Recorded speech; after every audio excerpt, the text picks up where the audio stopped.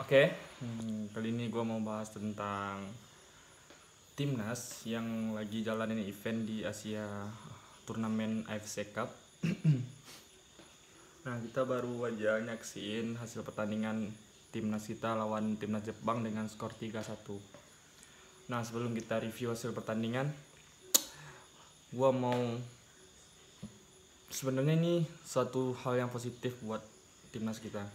Kenapa? Yang pertama,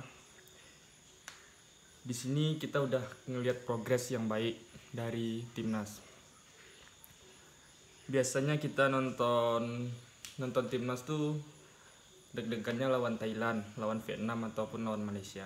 Sekarang lawan Jepang malahan kita lebih optimis. Itu sudah termasuk progres.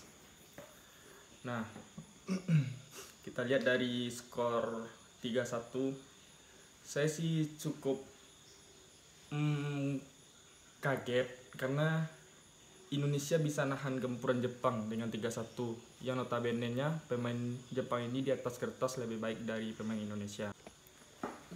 Dan kita tahu sendiri Jepang ini habis kalah dari Irak dengan skor 1-2 dan main serius dengan Indonesia yang ranknya terpaut jauh dari Jepang.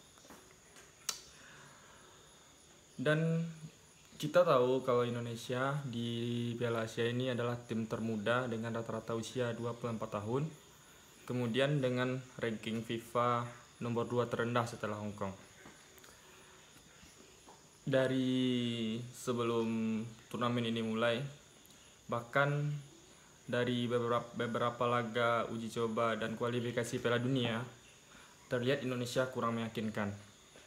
Banyak kesalahan. Tapi di Piala Asia ini kita membuktikan kalau kita datang ke sini bukan untuk kalah, tapi kita di sini untuk bertarung, untuk fight. Nah, gue salut sama perjuangan timnas Indonesia ini karena tidak ada merasa takut buat ngelawan siapapun. Setidaknya ini adalah pemain usia muda yang bisa dibangun dan dikembangkan lagi dalam 2, 3, ataupun 5 tahun ke depan. Bahkan semoga kita lolos dalam Piala Dunia. Membahas tentang hasil pertandingan tadi, terlihat jelas kualitas pemain Indonesia dan Jepang sangat memang beda.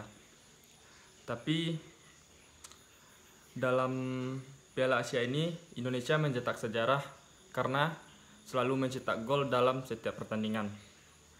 Melawan Irak 3-1, melawan Vietnam 1-0, dan melawan Jepang 3-1. Ini progres. Bahkan kita tidak pernah lolos Piala Dunia setelah 17 tahun lamanya. Sekarang kita lolos jalur kualifikasi. Bahkan lawan Jepang pun kita optimis. Karena apa? Karena progres yang kita lihat di timnas ini nyata, it's real.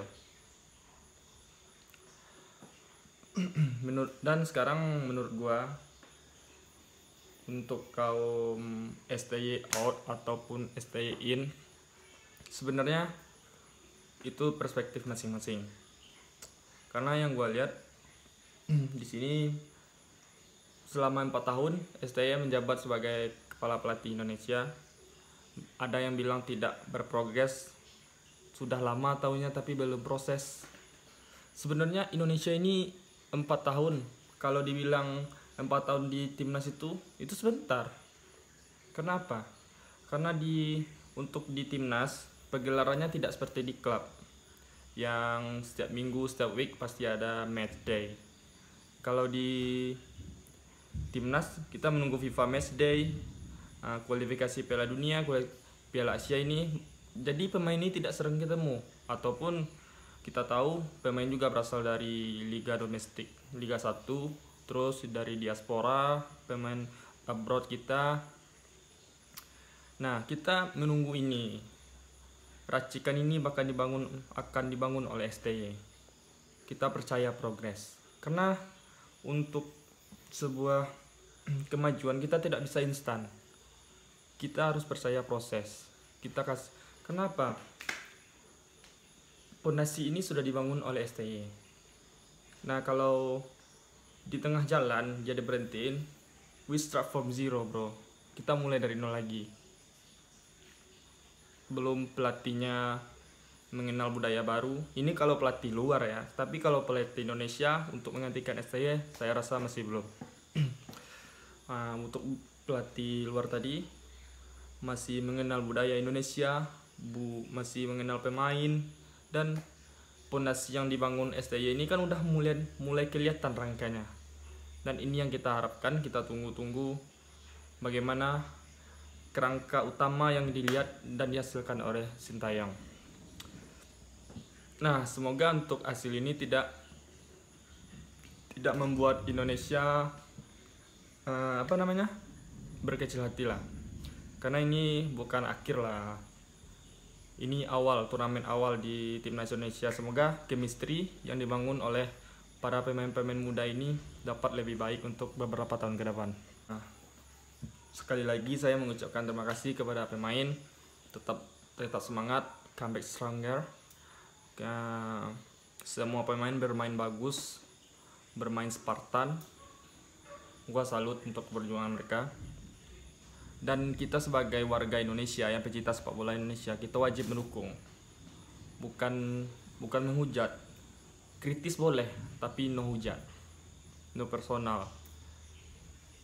Oke, semoga Indonesia bisa lolos putaran 16. Itu pun bonus, karena kita masih menunggu hasil pertandingan dari Oman dan Kyrgyzstan. Itu harus imbang, ataupun pertandingan Jordania dan Bahrain setidaknya Jordan harus menang dari di atas 2-0.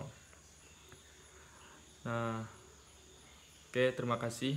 Mungkin kalau kalian suka gua bahas bola lagi, gua akan bikin di konten selanjutnya. See you.